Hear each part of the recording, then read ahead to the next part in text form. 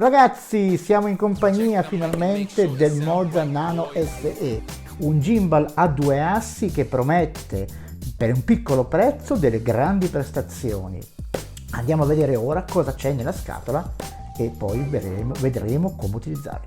Iscriviti ora e attiva la campanella. Sarai avvisato quando verrà pubblicato un nuovo video. Grazie.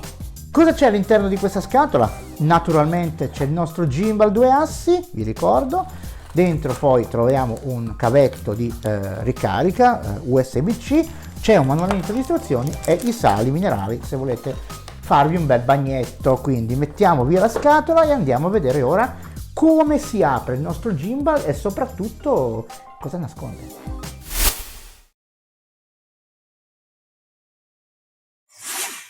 Che caratteristiche ha il nostro gimbal a due assi Nano SE della Moza? Innanzitutto è pieghevole, vedete si piega, e si apre così. Nasconde, dicevo prima, un treppiedi, ok? Un treppiedino, quindi molto comodo, ovviamente va alzato e va posizionato sulla scrivania. Vedo se mi vedo l'inquadratura, sì, perfetto. Va posizionato sulla scrivania o dove volete. Si allunga fino a 63 cm, se non erro, si piega ovviamente la staffetta dove va posizionato il gimbal per poter farsi dei selfie, fare dei selfie e se non avete uno smartphone col grandangolo, questo ovviamente vi diciamo vi aiuta ovviamente a potervi vedere in tutta la vostra bellezza. Abbiamo un telecomando che andremo a analizzare, che qua dentro nell'alloggiamento, ve lo faccio vedere più da vicino. Ecco qua, nell'alloggiamento, vedete, lo mettete in questo buchetto e il telecomando si va a infilare proprio in questa nicchietta. Molto comodo e molto, diciamo, molto funzionale, perché potete utilizzare ovviamente con le applicazioni di terze parti, Filmic Pro, utilizzando ovviamente la funzione tasto volume e con la fotocamera interna. Ovviamente tante funzioni sono riservate all'applicazione ovviamente dedicata al Nano SE, che poi andremo a vedere.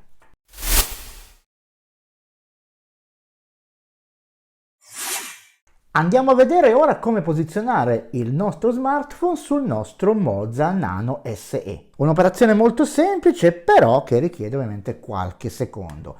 La posizione del gimbal deve essere così, vedete che si snoda, ok? Ma deve essere posizionato in questa posizione, cioè deve fare uno stacchetto, scattino. Scusate, sono un po' scoppiato. Allora, questo qui. Adesso lo smartphone va infilato con la fotocamera rivolta verso il basso, ok? Perché poi quando girerà il nostro smartphone la fotocamera sarà in alto. Quindi andiamo ad allargare le nostre ganascine e ci andiamo a infilare il nostro smartphone. Molto semplice. Anche se non dicono di non calibrare lo smartphone, che potete lasciarlo libero, io una calibrazione ve la consiglio sempre per non sforzare i motorini del gimbal, ok? Per avere ovviamente il motore sempre ovviamente come dire, a pieno regime, ma funzionali al 100% e non sforzarli, perché è anche giusto non sforzare i motorini di questo meraviglioso e strabiliante gimbal a due assi, vi ricordo. Quindi posizionato lo smartphone possiamo andare a accendere il nostro gimbal.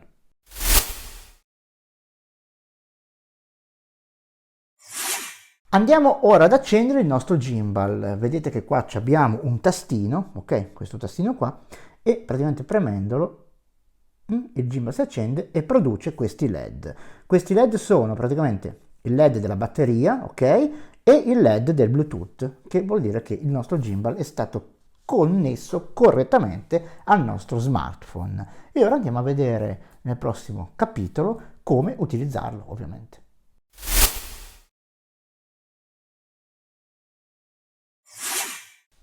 Allora, vedete che il nostro gimbal adesso è in posizione comoda, l'ho rispento, adesso vado a riaccenderlo e vedete che si accende e si posiziona correttamente il nostro gimbal, il nostro smartphone. Possiamo anche decidere un po' di riposizionarlo se vediamo che l'asse è storto, ovviamente se vediamo che il nostro smartphone risulta un po' storto, possiamo riposizionarlo spostandolo.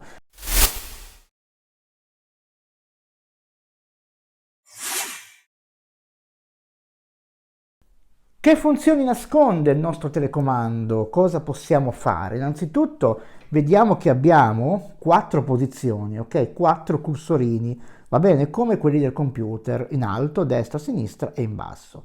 La cosa che possiamo fare, ovviamente senza applicazione, è questa. Premendo il primo tasto che c'è su, in cima, che vedete che anche il LED si illumina, possiamo girare il nostro smartphone sia in orizzontale che in verticale, ok? Quindi vi ricordo sempre di mettere la fotocamera in basso perché ovviamente adesso la fotocamera risulta in alto, quindi con questo tasto possiamo praticamente girare in verticale e in orizzontale, e qui è una funzione, ok?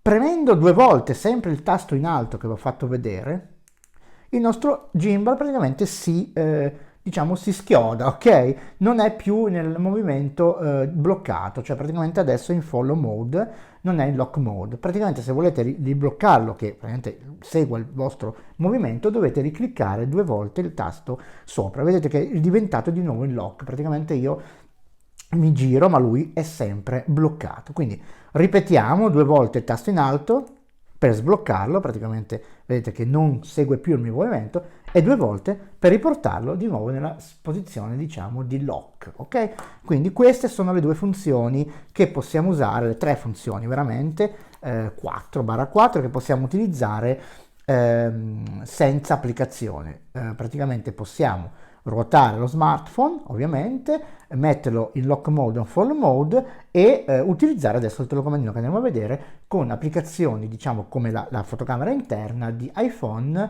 per scattare foto o girare video.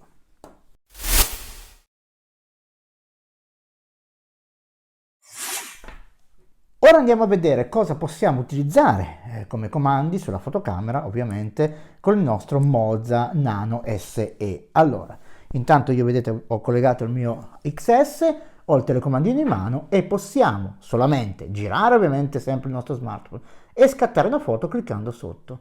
Vedete che adesso mi scatta foto, ok? Oppure se switchiamo su video possiamo ovviamente cliccare e andare a registrare un video.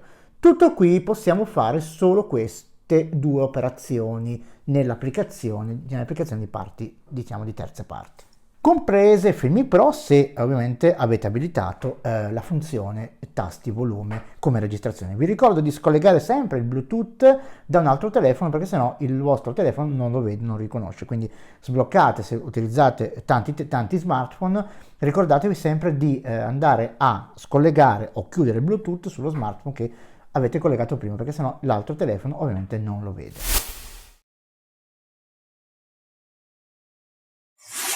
Passiamo ora all'applicazione Moza Genie.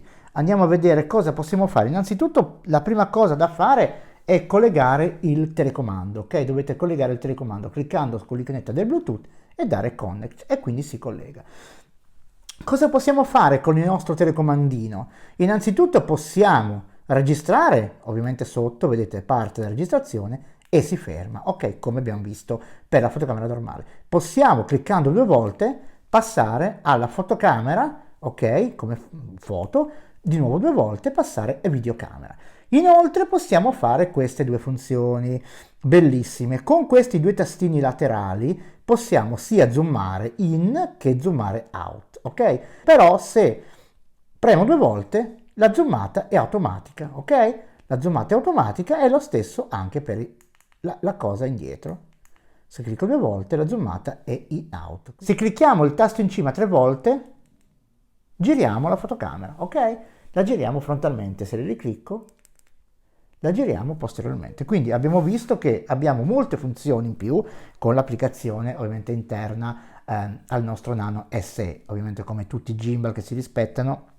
Il titolo muore strano nei video, è la mia pancia, non so perché, è un po' di giorni che mi vuoi parlare, quindi io sto in ascolto. E quindi abbiamo visto che il telecomando, come dicevo, è praticamente utile molto di più, come tutti i gimbal che si rispettino, all'interno dell'applicazione nativa, che in questo caso è Moza Genie.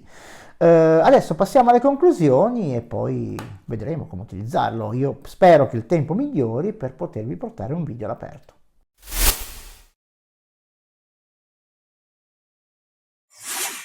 Allora Allora ragazzi, cosa ne dite di questo Moza Nano SE? Io penso che sia un gimbal 2 assi a basso costo che potrebbe anche essere utile, non potrebbe, è utile per il blogger, come oggi abbiamo visto all'inizio.